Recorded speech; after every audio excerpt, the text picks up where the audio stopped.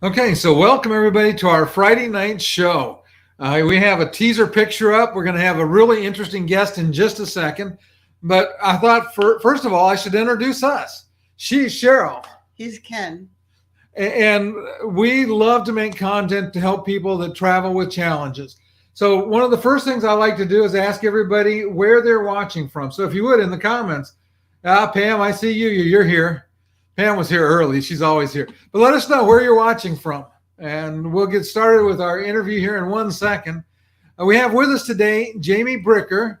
And Jaime is the director of the Skagway Visitor Center. In fact, she said you can see her office looking at this picture. So welcome to the show, Jaime. Happy Friday, everybody. How are you guys doing today?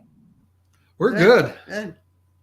I'm coming to you from AB Hall. I'm in the window right next to the B on the picture that you're seeing. Okay, so they got you upstairs. Yep. And so let's just start with this building because I remember it's historic. There's some interesting things, and it seems like the outside decor is kind of interesting too. So tell us a little bit about the building you're in. It's the Arctic Brotherhood Hall, and this is a Gold Rush building, so a historic building. And the outside of it is made of pieces of driftwood. It's very intricate, very beautifully designed. And then inside you've got a small area for visitors and public restrooms, but it opens up into an auditorium style building. Incredible acoustics and a fireplace and wooden floors and very, very beautiful building. Nice. Very nice. I've had the privilege of being to Skagway a couple of times. We talked about that when we set this interview up. And to me, Skagway is a hugely accessible town. I think it is probably maybe one of the easiest towns, at least in along the Inside Passage, to be able to get in and visit and see the town because it's pretty compact. And so thanks to everybody. Yeah, Skagway's very uniquely situated in between some steep mountains in a valley that's about 2 miles by 1 mile. And a lot of our tourist areas within probably like a 7 or 8 block strip on Broadway. I think I've got another picture here that shows it pretty well. So you can see the cruise ships pull right up into Skagway, and depending on which dock you're at, the ship shown in this picture is actually at the Broadway dock. And you can walk right into town or roll right into town. We also have municipal transportation that's very accessible. Not every bus is equipped with a lift, but you can call for transportation. They'll come right to the ship and pick you up. Oh, very nice. See, I learned something I didn't know, and I've done a lot of homework on Skagway because I've created more than one video about you guys. I love this picture because it looks like the ship is parked. Do you have a parking meter there for it? We charge by the hour. Okay. It does. The picture itself makes it look like it's just pulled right up onto Broadway, doesn't it? It does. So let's say that I'm coming to Skagway. We'll start with this question. I'm coming to Skagway. I haven't ever been here before, and I use a scooter or a wheelchair. So what are some of the things? Well, let's talk about getting from the ship to town. First of all, you said we could call for transport if we needed it. But it's really not, especially from Broadway docks, not that far, is it? It's not. Honestly, you can even in a wheelchair, if you've got somebody with you, it's pretty accessible right from Broadway dock. Or dock, I think I've got a picture of that someplace in here.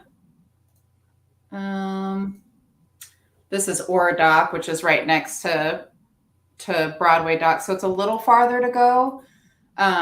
But you can also catch that municipal transportation that I was talking about. The rail dock is a little bit different.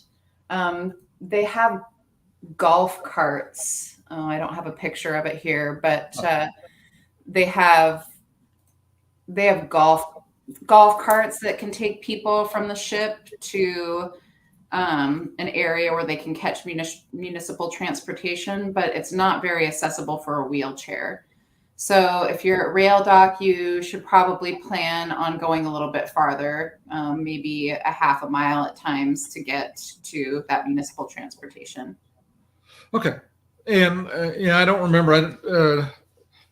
We've been there twice, but I don't remember for sure which dock we were at. I think we might have been at Rail Dock the last time because it would have been on an NCL ship. Oh. Hi, Karen. How are you doing today? Nice to have you with us. She's probably our farthest out guest right now because she's from Australia. Australia. Wow. Welcome. Okay. So let's talk about, again, I'm a new visitor. I get to the edge of town there on Broadway, and actually there's some pretty cool things right as you're coming into town, right? On Broadway. The National Park Service is probably the first building that you come up against. Oh, but before you get to the Park Service. I'm sorry? Coming from the dock, before you get to the Park Service, there's something else, isn't there? We've got it depends on which way you're coming from, but there's the train depot coming from Rail Dock. Is that what you were looking for? Yeah, and you have the big rotary snowplow. Oh, yeah. One of the coolest things about Skagway is that there's also opportunity to see museum style equipment outdoors, which is great, especially coming out of a pandemic. I don't know if I have a picture of the rotary handy. Oh, but here's the old 52. Yeah, and that's right next to that is where the rotary is. Yeah, the rotary's right next to it, but I didn't prepare a picture. Yeah. No, I actually got to ride in the rotary the last time that it was mobile and used at Bennett Station because my grandfather worked for the railroad. Oh, cool. I tried to get video, but it was so steamy in there that it fogged up the lenses on my camera. Yeah, I'm sure, but that had to be something really special. And it's interesting. We didn't talk about this, but I have that very similar background because my grandfather was a engineer on the ATSF, the Santa Fe Railway, and back in the day of the steam engines. And then I had an uncle that was a hoghead or an engineer on the for Santa Fe, and then Amtrak later. I actually got to ride in the engine on a freight train from Winslow, Arizona, up to past Flagstaff, just a little ways, which was really cool. Yeah, I bet that was an incredible experience. Yeah. So we see that now as we come in. We, like I said, and these are great photo ops. I think if you're a photo person, you like to take pictures. I would make sure that I stopped here one way or the other. And like I said, if you're at the Broadway dock, I would suggest, especially if you got a scooter, but even with a wheelchair, I would just walk in because you walk right by this, you get a nice, and there's actually a 49er, right, or a miner statue to the right of that. Yeah, Centennial Park. There's a native guide and a hiker, and it's depicting them going up the Chilkoot Trail, which Skagway's also very famous for. Yeah. So now I go in, and probably what would you say the first stop should be? The National Park Service is right there. And honestly, Skagway's rich in gold rush history, and that's what the park focuses on. They've got lots of buildings around town, lots of displays, and the majority of them are free to experience. So if you're traveling on a budget, that's also helpful. But the buildings are pretty accessible too. Keep in mind that we are dealing with a historic facade, so accessibility wasn't a popular concept during the gold rush, and there are some things, some workarounds in order to stay true to the historic facade and still make buildings accessible. The Arctic Brotherhood Hall that I'm in is a perfect example. It's built right up against the boardwalk, so there's not a safe way to put a ramp right there, but we've outfitted the back of the building so that there's a ramp at the back door. Yeah, and so when I was doing some research and doing some of the videos, that's one of the things that really struck me about Skagway is all of the things. If I remember right, on the visitor center, the accessible entrance is on the backside between the yellow building and the red building. Is that right? Yeah, they had to do a little work around as well. Yeah, but there's a ramp right there that takes you up, and you can go around there. It's really easy. Mm-hmm. So the visitor center, and we'll see if we can get somebody from the Park Service on, because the visitor center itself, really, really cool. It's a very nice museum in there. I totally agree with you. Yeah, it's something to be experienced. And like I said, there's other buildings around too. The Moore Building and the Mascot. So little museums all around town. Oh, now you forgot the biggest character. Jefferson Randolph Smith. Yep. Yeah. Because Sophie Smith, indeed, was quite the character for Skagway. Yeah, and he's got I believe they're in this Nisbara Museum. Yeah, yep, and that's fairly recent development in the last couple of years, where they've renovated it and opened it up for visitors. So yeah, and again, for those that have never been to Skagway, I'm not saying don't take tours, don't do excursions, but you really miss out on an amazing town if you don't just walk around some. I've been guilty of not walking around as much. We've done some of these buildings, but long ways from having done all of them. So let's talk about what is the most famous of the attractions, in and around Skagway. What is it that everybody wants to do? Well, I've lived here all my life, so I've experienced all of it, and I don't think I could just pick one. But I would like to show you a little photo depiction of some options. How about that? Okay, that'd be perfect. So right in town, there's lots of accessible retail, obviously, and this picture is actually in Corrington's, and they've got some museum items too. A lot of made in Alaska stuff, a lot of history. So it's a unique opportunity to go shopping when you're in Skagway. There's just everything's right at your fingertips. It's within that 6 block radius, and I think that's a pretty cool option. Yeah, and it seemed like more than a lot of other ports I've visited, there's less of the big multi-chain things, like Diamonds International that shows up in every cruise port around the world, those kinds of things, and a lot more local things for sale. Is that a fair statement? I'm so proud to have lots of local businesses on Broadway. Yeah, and made in Skagway products too, which is pretty cool. Nice. Yeah, that's very good. We love local stuff. Yeah. This picture is sort of showcasing the Garden City aspect of Skagway, or the Garden City of Alaska. And rightfully so, you'll see a lot of blooms featured on Broadway. Lots of opportunities to eat good food. Bites and Broadway is featured in this picture.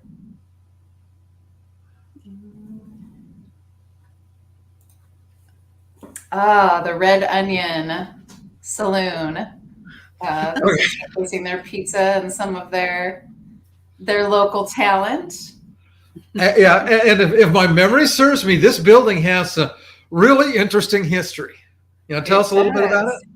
It was a brothel during the gold rush, and they still do tours upstairs that are very colorful and educational. So if you're looking for a little adventure and some unique gold rush brothel history, you can stop by their red light district and get the show.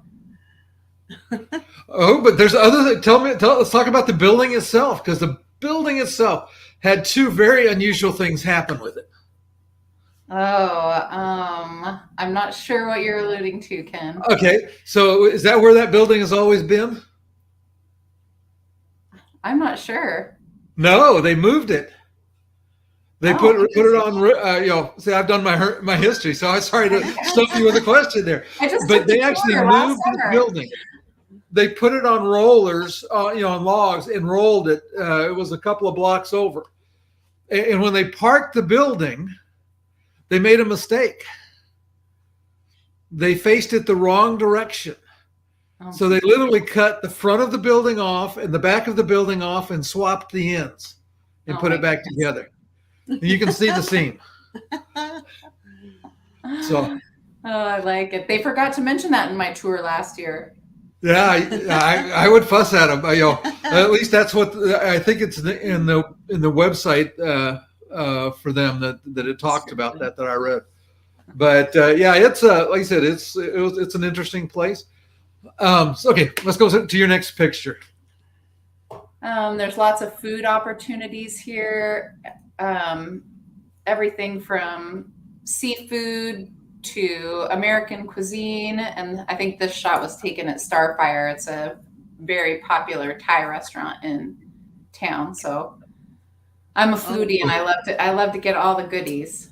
And he loves Thai food. Thai food's one of my favorites, so we'll have to check that out the next time we're in town. Oh my gosh, please do. You will not regret it. Okay, let me just a quick thing for those of you that aren't subscribed. If your subscribe button is red, that is YouTube warning you that you're at risk of missing better content next week, or more content next week. I won't say better content because Jamie's an excellent guest. But so go ahead and hit that button. It'll turn colors. It won't be red anymore, and it'll all be good. So what's our next picture? Oh, well, what else do we have? Oh, I sort of touched on shopping and the Made of Skagway aspect. This picture's kind of cool because this displays a lot of our local artists, our Made in Skagway stuff. The sweaters, the ornaments, the driftwood, all of this Made in Skagway. The museum, the Skagway Museum at the McCabe building, which is also a historic building. It used to be a women's college.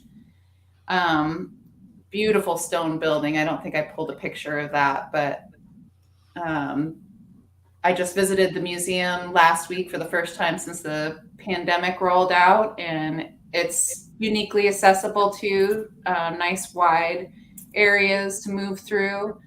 And then we've also talked about, some other needs that people might have when they're traveling, and they've got some audio displays, maybe for people that are visually impaired, which is very cool.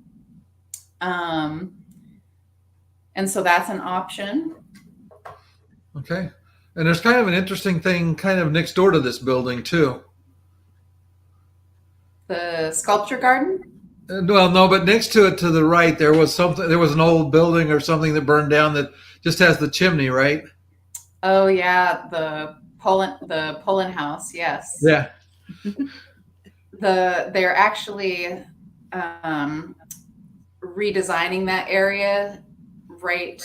Oh, I guess it's south of the McCabe building, and they're moving the train display that used to be back by the tracks out in front where everybody can see it. So there's more to see outside there too. I love that outdoor aspect, the outdoor museum type feel. And you can still see the stone chimney too. It's getting a little overgrown. You have to fight for it a little.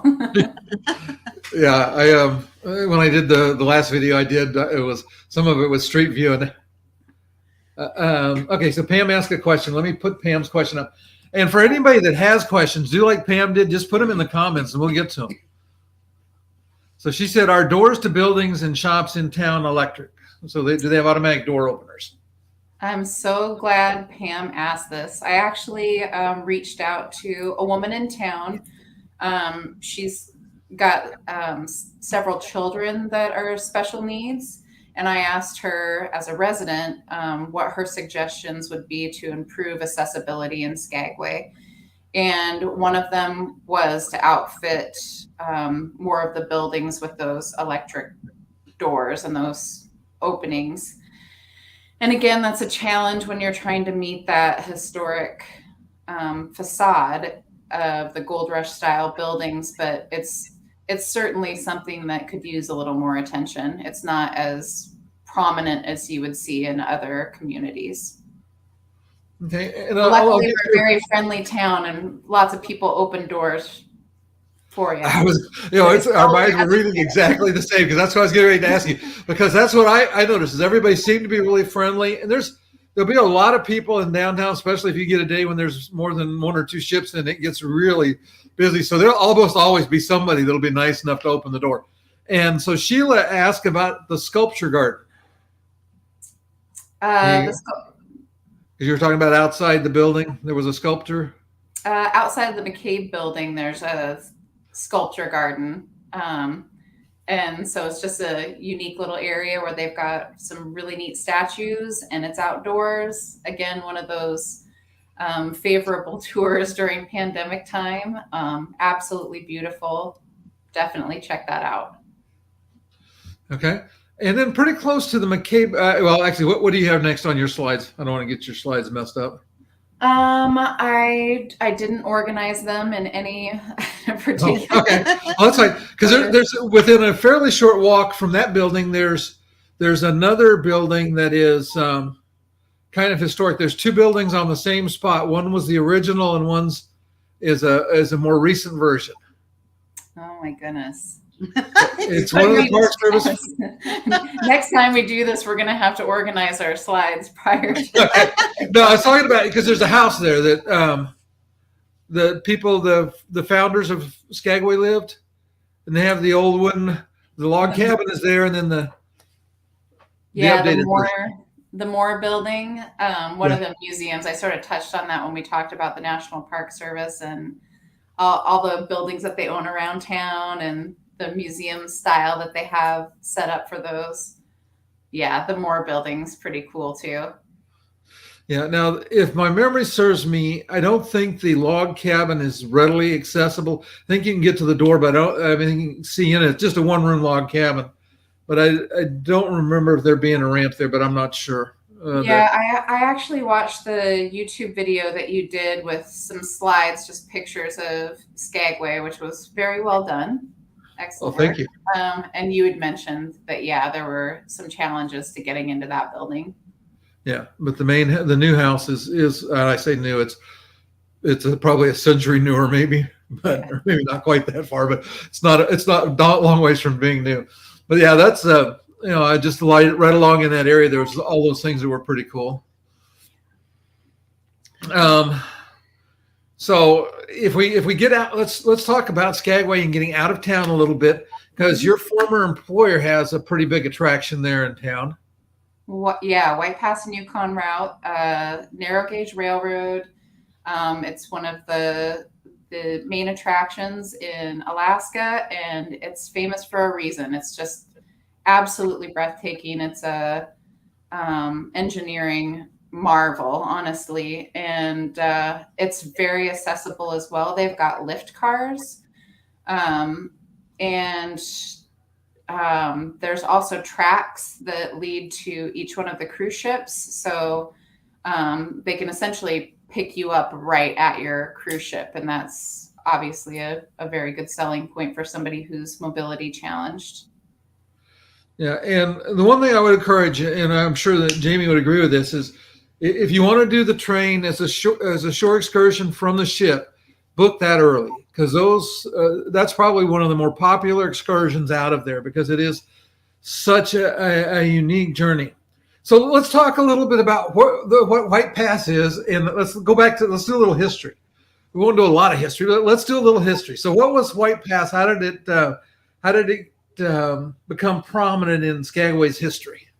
Well, somebody found gold, so everyone was very uniquely motivated to try and get north and in a more accessible way, and obviously moving lots of goods, lots of materials that required mechanics, and railroad made that possible. So yeah. But before the railroad, what did they have to do to get over White Pass? Well, I'm speaking to you from traditional Tlingit land. And so 10,000 years prior to the gold rush, people walked the Chilkoot Trail to get to and from those areas. And even early on, Tlingit guides were responsible for leading people over the Chilkoot Trail to get into the interior and to look for gold that way.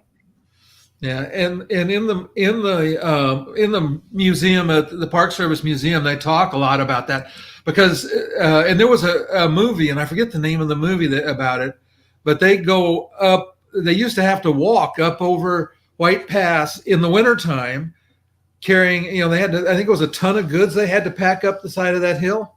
Yeah, and if you've ever seen the pictures of it, I couldn't imagine doing it with a fanny pack on, let alone a ton of goods. So yeah, and it was cold. They're all stronger than I can imagine from. Yeah, so and Skagway was chosen because it was a great port, and that was part of the reason. And they had let's say a relatively easy, because they would go up over the White Pass into. I guess they started really in the area around Carcross, or what's the lake up there? Lake Bennett. Yep. Yeah, that's the headwaters of the Yukon River, which runs all the way up, I think, close to Nome, where it runs out into the Arctic Ocean up there. And so they would go up there, build boats, and then float down the Yukon till they got to the gold mines. And so it was quite a thing. Actually, I love the history of your town. Sorry. It really is very, very unique. I think that's what makes Skagway such a popular destination. Honestly, it's just rich in that history. Yeah. And we got another picture? I do. We were just talking. We did talk about stuff that was available in town, but now that we're on shore excursions, it's probably good to touch on a couple of other options as well. The Skagway Streetcar Company is a very popular and accessible tour in Skagway, but it's not the only one. There are many tour bus companies that are equipped to help, and it's a great way to see Broadway, and also a great way to get out of town if you're not wanting to be in a crowded area. This is a great way to see other areas outside of Broadway.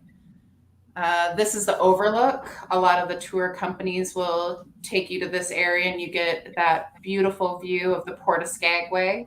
You can see we've got 2 cruise ships in port in this photo at Rail Dock. Okay, so now here's an interesting trivia question. Do you know how deep the water is under those ships where they're parked? I should know that. It's about 300 feet deep, and they're literally tied up almost on the shore there. The reason I know that was that when we went the first time, the captain made a big thing about talking that, here we are right up against the mountain, and there was 300 feet of water underneath the ship. Yes, Skagway is able to support a number of cruise ships in ways that other ports can't because of our unique natural fjord and deep water port sort of scenario. It's beautiful too. It is beautiful, isn't it? I've lived here all my life. I can't imagine living anywhere else. Gorgeous. I could very easily live there. It is so beautiful. And it's kind of interesting because what's your weather like, let's say in May, June, July, that time frame in Skagway usually? I would say 60s, and well, it can get colder than that, 50s to 70s, 80s. We say that you need to dress in layers when you come to Southeast Alaska. You got to be prepared for just about anything. The first time we went to Alaska on a cruise, we were living in Wisconsin, and it was actually warmer in Alaska than it was in Wisconsin.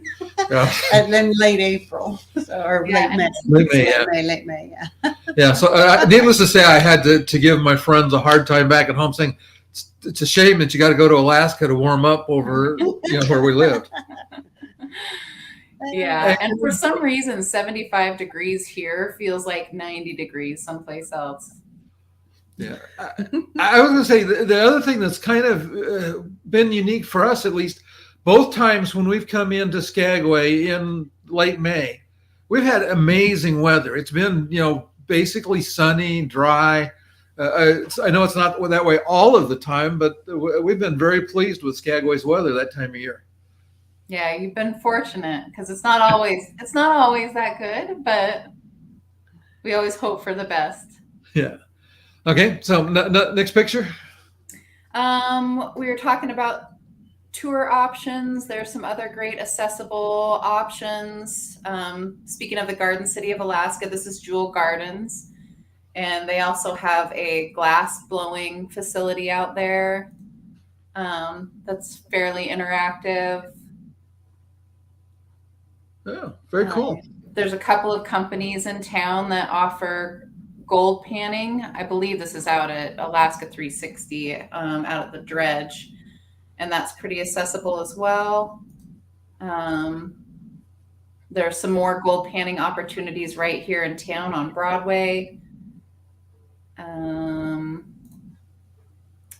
Again, the food is incredible in Skagway. Like you could spend all day hopping from bar to restaurant to brewery and really feel satisfied having done it. There's some great options. Yeah, I have to try seafood. I have not. Like I said, we've usually driven in, and we'll talk about that in a little bit. But we usually drive into Carcross in that area because there's some stuff up there. So we haven't eaten much in town. Like I said, this time we're going to stay in town, and we will try some of the local food. I got to try the Thai place, and we'll have to try the king crab and fresh halibut. Sounds like a winner. Yep, you cannot go wrong. Yeah. There's also some opportunities for shows. This is the Days of the 98 show. If you want a little entertainment and some dance hall girls and singing. And I know you're a fan of Jefferson Randolph Smith. He is one of the lead characters along with Frank Reed. And I don't want to spoil the show, so I'm not going to tell you, but it's pretty intense there at the end. Yeah. Yeah. So that covers all the slides or all the pictures I pulled up for you tonight. Okay. Well, and like I said, it's just a touch. Okay. So we have a question here on weather. We got more weather questions. So how's the weather in early September? Oh, again, I've lived here all my life, and I would tell you to be prepared for just about anything. It normally doesn't snow here until around mid to end of October, so it's probably pretty safe to say that you won't get snowed on. But it can be super warm, or it can be, raining and cold and foggy and windy. So just pack those layers. And then by mid-September, I'm imagining it's a little cooler. It's a little cooler by mid-September. Yeah.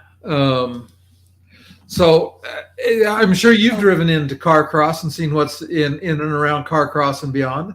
Oh, the British Columbia and Yukon are breathtaking. I mean, the whole drive, it's been difficult through the pandemic not to be able to visit as often as we do.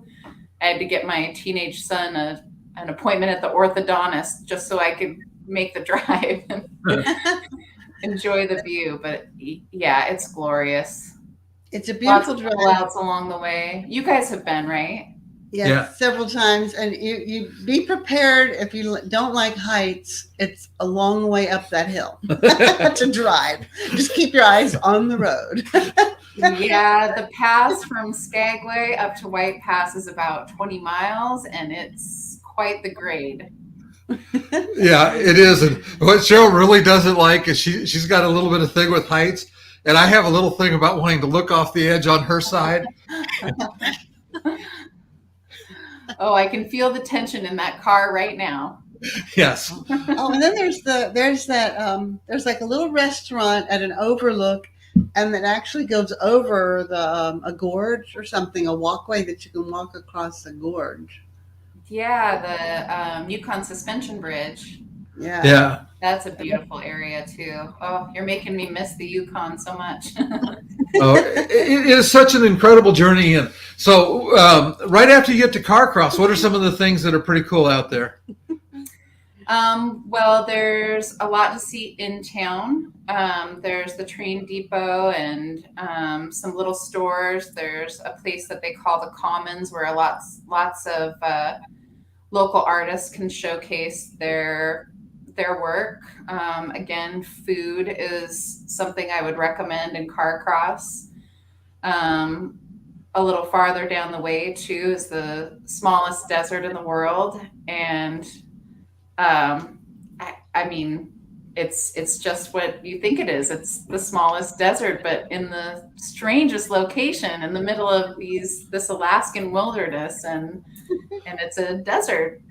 Yeah. Yes. I mean, we're talking sand dunes and trees all the way around the edge of it, but it's about a mile square or so, maybe a little more than that. And if it's a windy day, the dunes are moving a little bit, and it can be some sand in the air. And you can park right there, and with a wheelchair, you could like get a picture of yourself with the dunes behind you. But it's even hard to walk. I mean, it's just so much sand. I didn't think it'd be that hard to walk. I mean, the sand isn't that deep, and it was. It was really. It's like really deep sand. So I didn't walk very far into there. Yeah. You're right about that nice platform that they have right there, though, now too. And they've also developed bathrooms there in the last couple of years. So, Do they have accessible bathrooms there? mm-hmm. Oh, that's new then. Yeah, it's good. Those are fairly new, within the last maybe 5 years or so.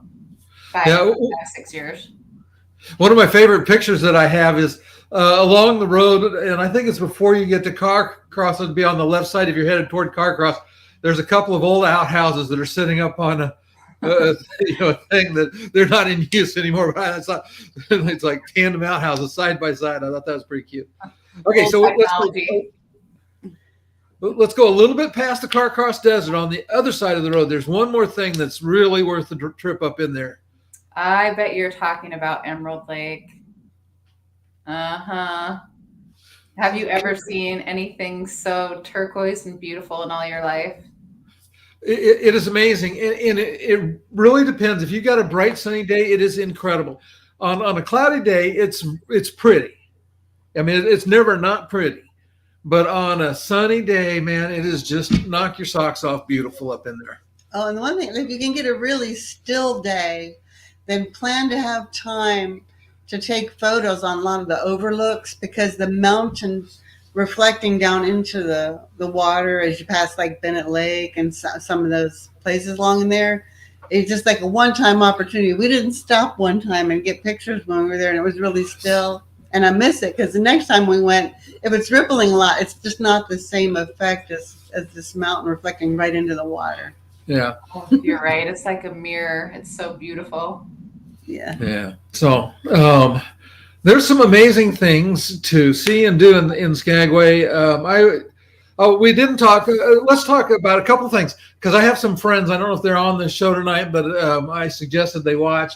Or they may watch the replay. So I have some friends of mine that are into biking. Some of them are mountain bikers, but some are like road bikers. But this particular individual, she rides, up really steep hills like, White Pass. And so I'm wondering, what are some of the bike trails and things like that are available up in that area? Well, the pass that you were speaking about, if you're afraid of heights, they actually do a bike tour down that pass. So you go up to White Pass Summit, and you can ride a bicycle from White Pass Summit down into Skagway. There's also a new company in town that has electric bikes, and I don't know if you've ever experienced them before, but 2 years ago was my last experience, or my first experience with them, and they're incredible. Like, they're battery powered, so you can pedal if you want to, but you don't have to. I mean, there's a twist throttle on the handles, and the seats are really big and comfortable, and you can hop on them and cruise around anywhere. You don't even have to pedal if you don't want to. And you can go up the road, even up to that overlook on those, and out to Dyea if you want, which is an old gold rush town about 10 miles out of town on a dirt road. So those are pretty neat. Oh, yeah. I'll have to try sitting on one of those. Yeah, they've got some different profiles too. Some that are, I imagine, more accessible. You don't have to put your leg over them. They're cut down really low, and they're lower to the ground, and yeah, they're really neat. That sounds really cool. I have to try that. Yeah. So like I said, we're looking forward to coming up and seeing you. Is that where we saw the Iditarod? Oh yeah. Do you know? You might know there's a lady that Tucci Lake Kennels. She does. She does the Iditarod, and you can go meet her dogs and where they breed the dogs, and Yeah. that's a lot of fun. I do know of her. I'm not sure what the plan is for them for this year or not, but it'd be worth. I can check into it for you. Yeah, well, and we did it. And the one thing, and for those that are listening, if you think the sled dogs don't want to pull the little 4-wheel utility vehicle around, you're wrong. When we were there, and it is nice and accessible because they'll bring the ute out right next to your car. So all you've got to do is be able to transfer from the car to the utility vehicle. There's a little difference, obviously, in height up a little bit probably, but it is very accessible. But she was, after we listened to her talk about it, and they do gold painting there. My granddaughter panned for gold. They guarantee you that there's gold in the thing. And so all you got to do is be careful and look for it. And my granddaughter was very happy that she went home with a little tiny vial with some gold flecks in it, that she panned herself. But she had 4 teams there that day, and she was harnessing one team, and the other 3 were all screaming it was their turn. And to keep the dogs from dragging the utility vehicle off, they chalked the wheels, put it in gear, and set the parking brake, because otherwise the dogs would leave without the passengers. Yeah. I have never seen anything like it where they wanted to run. I thought that like they would be like big, heavy Alaskan huskies, but they're not. They're bred for running, and they're like greyhounds almost, and they just are very lean. Yeah, they just want to go. But that was fun getting. We got to pet like her new puppies, and she showed us her Iditarod equipment and explained how they feed the dogs over that distance and everything. So it was very interesting. So did you know they cook their food in the same pot they cook the dog's food in? I did not know that. Well, I've got a husky at home, and I've done that with my dogs myself. So well, what they do on the road is they actually, I'm telling her secrets, but they're like vacuum sealed meals, It's they're all frozen. So they fill a pot full of water and get it boiling, and then they throw the plastic bags in there so they heat it all up at the same time, so the dogs have warm food. Smart. It's all shipped up ahead of time and frozen, and it's just waiting for them. They just have to make it to their stop for the night. That's what they have to do. So yeah. Cool. Yeah. Like I said, for everybody that's listening, if you've never been to Alaska, and for those of you that watch on the replay, if you're watching on the replay, do me a favor, and if you have questions, put them in the comments underneath the YouTube video, and I will get answers for you. If I can't find you the answer, I'll get a hold of Jamie, who has been an amazing guest and a really good sport since I played Stump the Expert today. but I have the luxury. I've done a lot of research there. So do me a favor, do that. And if those that are still listening, if you enjoyed it, do me a favor, hit the like button. That way it lets YouTube know they should share it with other people. And so hopefully some others will benefit from it. All I can say is if you've never been to Skagway, you are in for a real treat. I'm looking forward to seeing you both this summer. I can't wait to meet you in person. Yeah, it'll be a lot of fun. We're looking forward to it as well. And Pam said, thank you, Jamie. Oh, thank you, Pam. Pam is one of my loyal followers. Too. Yeah. Okay, we'll say goodbye to the audience. So everybody have a nice weekend. We'll see everybody next week. And on next Friday, we're doing more Alaska. I have the person that runs the visitor center for not the National Park Visitor Center, but for Denali, in the area around Denali.